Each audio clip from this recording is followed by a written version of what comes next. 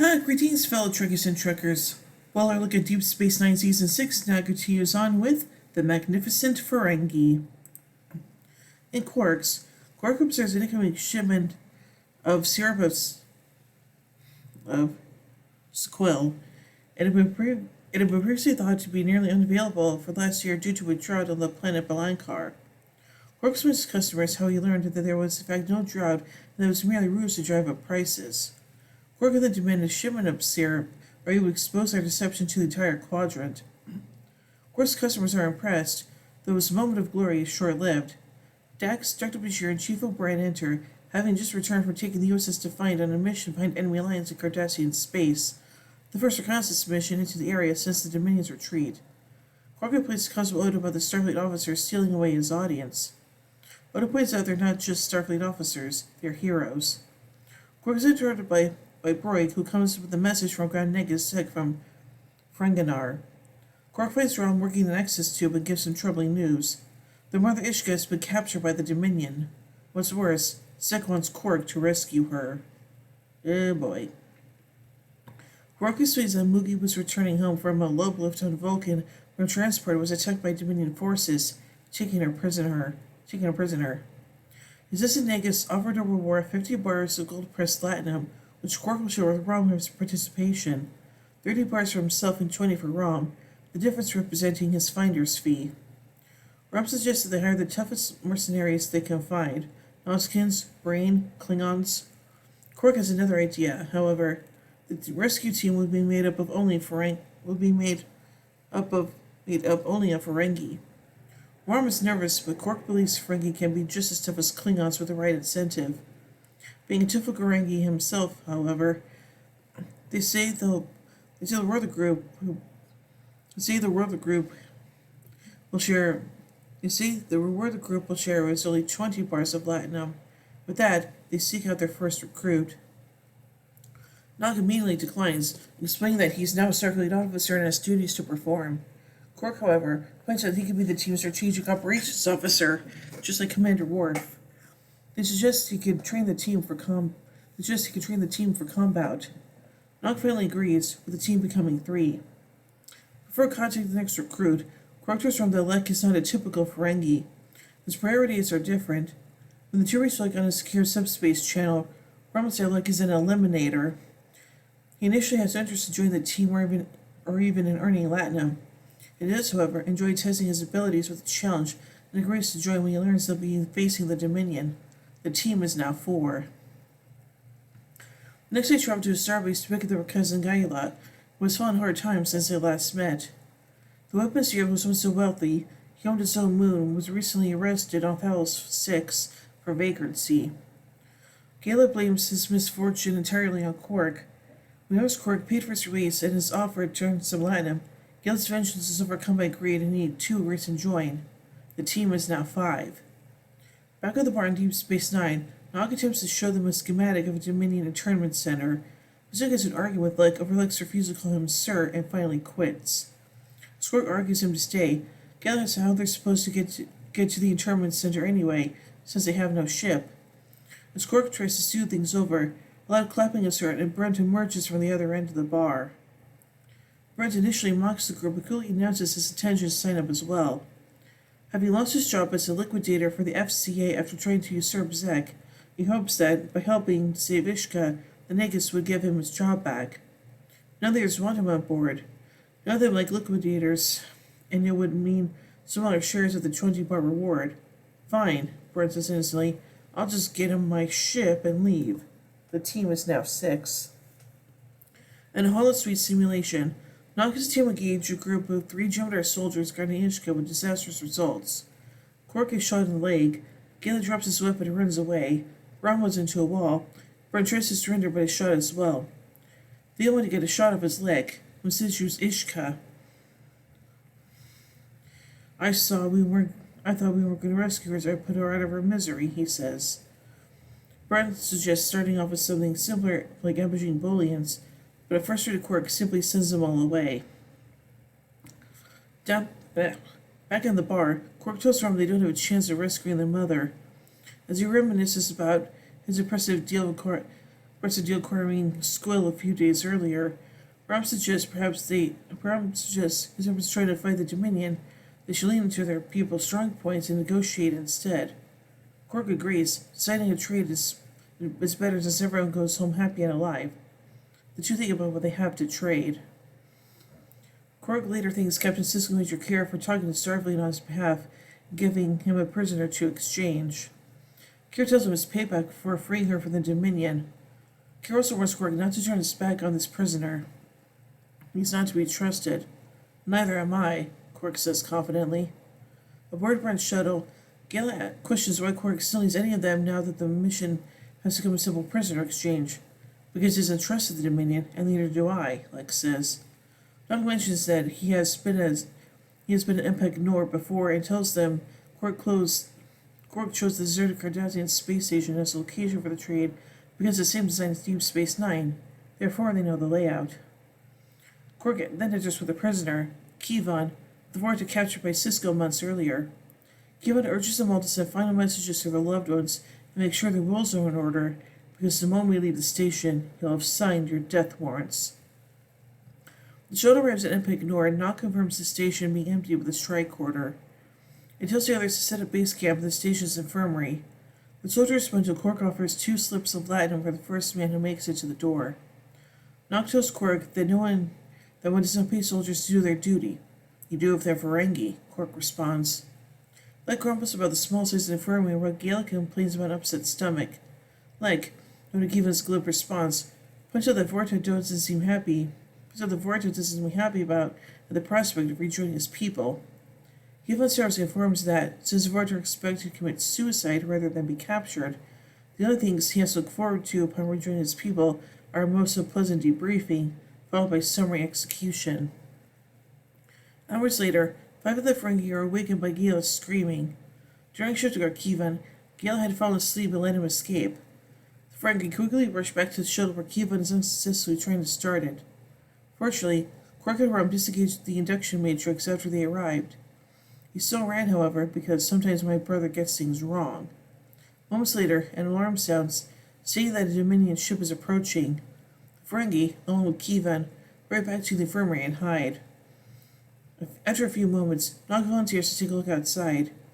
Peeking out the door, he sees the Legion Jem'Hadar, their weapons all aimed at the infirmary.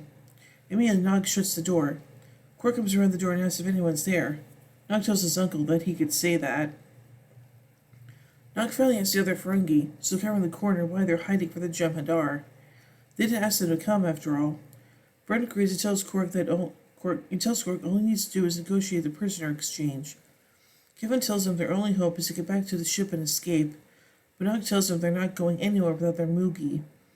Quark then starts to the promenade with Rom and Nog in tow. As the 3 step out, they see Ishka, guarded by another virgin named Yelgren and flanked by 2 Jem'Hadar guards. Quark tells them he's willing to arrange the trade, but he needs some assurance first. He wants all the Jem'Hadar off the station, though he concedes to letting Yelgren's 2 guards stay. Then he'll have their ship head back to the Dominion territory at Warp 9. This will have Yelgren stranded on the station for a few days, giving the Ferengi more than enough time to get safely away before they return. Yelgren threatens to have the Jem'Hadar storm the infirmary and kill them all, but Quark tells him that Kivon would be the first to die. His fate may be sealed either way, but Yelgren likely wants to know what Dominion secrets Kivon revealed to the Federation first. Yelgren is surprised with Quark's cunning and agrees to the deal, telling them to be ready in 30 minutes. Before they leave, however, Nog wants to know how they know that it is really Ishka and not a changeling imposter. Nog cuts her hand with a knife, proving it is her, and getting a few of her cuffs from his grandmother in the process. Back in the infirmary, the Ferengi are rolling good spirits over the success of the deal. They're reminiscent about going home to Ferenginar, with its torrential rains, rotting vegetation, dampness, and rivers of muck, much to Kivon's disgust. The good news are heard, however, where Rom accidentally reveals the reward money is 50 bars instead of the 20 they were promised. This infuriates Brent, Galen, and Belek, who may not care about Latin but doesn't like being cheated. An orange Gale races his weapon and shoots at Quark. Quark and there stuck out of the way and blasts Kivon instead. With a smoking hole in his chest, the fatally wounded Vorta says, "I hate Ferengi," before falling to the floor, dead. The Ferengi all gather around the dead Kiva before looking back at Megala. You idiot! Like finally grumbles. The Ferengi sit around lamenting their situation. They're likely to be killed when Yilgren learns the truth. Gale suggests surrendering. Bronson is trying to escape in his ship, and Rom suggests hiding. Quark is offended by this, reminding them of the Battle of Pragsnak, the most important battle of Ferengi history, where 10 Ferengi stood alone against 273 Lyticians. Gale, however, points out that all 10 Ferengi were slaughtered. Quark, unswayed, tells them this is their chance to prove that Ferengi are as tough as any species in the galaxy. Like Stanley agrees, but Brent and Gale only join in on a condition of equal shares of the 50 bars of latinum. 50 bars it is, Quark says, minus my usual finder's fee. During all this, Nog has been examining Kivan's body, and deciding that he can't be revived. As he places a neural stimulator on Kivan's head, Kivan's right arm swings around and hits Nog. Nog explains that the neural stimulator caused a reflexive impulse in cerebellum. If you think about it, medicine isn't that different from engineering, he says. Let's all keep things running, fixing broken parts. As the 6 Ferengi begin to form a plan, Yilgren announces that it's time for the exchange. Nog tells Quark to solve for time until he can get more neural stimulators. Quark hurries out and tells him he'll need a few more minutes for him to sensor scan the station to confirm the Jem'Hadar are gone. Yilgren is furious at this latest delay and threatens to have Ishka killed. Quark begs him not to. And I thought the brain were annoying, Yilgren says. Quark also asks if they can make the exchange at the docking bay since that's where his ship is. Yilgren has no choice but to agree. Quark hurries back in, where Nog uses simulators to animate Kivan's corpse. With a single tricorder, the dead Vortex slowly sits up and opens his eyes. In the corridor of the docking bay, Ishka and Yilgren are discussing investigating hypocate routes when Quark arrives with them by Kivan. These shows the prisoners walking, Kivan home from Nog, who was off to the side, sending signals from his tricorder. Yilgren watches Kivan's stiff movements as he walks towards him. What have they done to him? He asks. Ishka makes a safely into Quark's arms, but Kivan walks into a wall and keeps walking into it again and again. Quark and Ishka run to find cover. Yilgren yells for his Jem'Hadar to stop them, but before they can, a door goes up, revealing Lek and Gala. Lek flicks his knife into the chest of one of the Jem'Hadar, killing him. As Yilgren ducks, and the remaining Jem'Hadar soldiers turn on Lek and Gala, Rom and Brunt appear at the other end of the corridor and blast him with their phaser rifles. Ishka tells Quark that the Grand Nagus will be proud of him, as she is. Quark tells him they took Yilgren with them. He'll be our gift to Starfleet. They gave us a Vorta, we'll give them one. Lek knows this was the sloppiest, most amateurish operation he'd ever seen, then adds, whoever do something like this again, he says, count me in. Rom asks his brother how it feels to be a hero. You tell me, Quark says. Feels good? Rom suggests. Quark smiles. You bet it does. With that, they part the show and head out, leaving Kivan's body still walking into the wall. Okay, yeah, that's actually pretty hilarious, so, yeah. So anyway, let's take a look at some production notes from this episode. Iggy Pop's role as Yilgren was the realization of a personal goal of Ira Stephen Bear, who was the fan of the musician. Bear tried to cast Pop as Grady in Past Tense Part 2, but their conflicting schedules made it impossible. Although Bear was thrilled to work with Pop, he was a little annoyed with himself for casting him as a Vorta, quote, his physicality is certainly a part of who he is, and unfortunately we cast him as a Vorta, one of the most immobile of characters, end quote. Ultimately, however, Bear felt that Pop brought something wonderful to the world, quote, he really got the demented quality the Vorta have, like Mayun has, think Caligula, he was just a delight, end quote. Despite the writer's claim that the episode had nothing to do with the Seven Samurai or the Magnificent Seven, both Armin Shimmerman and Max Grodenchik studied the films prior to shooting their scenes. For the Magnificent Seven, Grodenchik saw Rama as a would-be Steve McQueen. Shimmerman had seen Quark in the Yul Brynner role. They inserted a bit of business from the movie, the showing of the number of crews to their cause, as each one was added, by showing that number of fingers. This was the first episode of the series that Chip Chalmers directed. He watched past Ferengi episodes to get up to speed with the differences between the Ferengi of Star Trek The Next Generation and those in Star Trek Deep Space Nine. He also heard the Ferengi rules of acquisition and legends of the Ferengi. Des McCarthy composed the score of this episode. Author Jeff Bond praised the music. Now finally, let's take a look at some trivia. This is Nog's second visit to Empik Nor. The first occasion was in an episode of the same name in Season 5, when Nog and O'Brien were haunted by a chemically deranged Garrick. The Today Show will be seen again in the seventh season episode Covenant, where Kira will discover that Dukat has established a cult of the Pa Wraiths there. Kira helps Quark's operation in gratitude for rescuing her earlier in the events of the episode Sacrifice of Angels. Christopher Shea returns to the role of the Vorcha Kivan, who he played earlier in the season in Rocks and Shoals.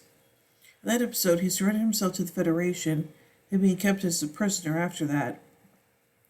Elgor's comment about the brain could be extemporaneous remark in relation to pre-alliance negotiations between the brain and the Dominion.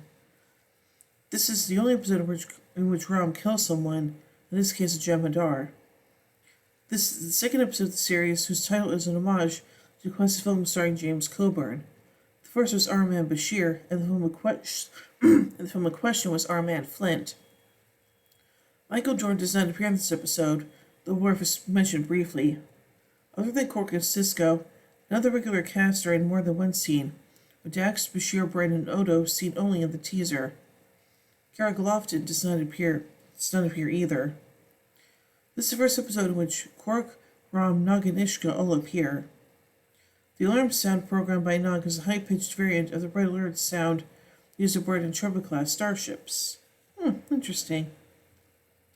So I kind of like this episode, and it's nice to see all the different Ferengi working together to save Quark's mom. So yeah, that's pretty nice. So overall, I give The Magnificent Ferengi 3 warp cores out of 5. When I tune in as we to the next episode, Waltz. So until then, live long and prosper, everybody.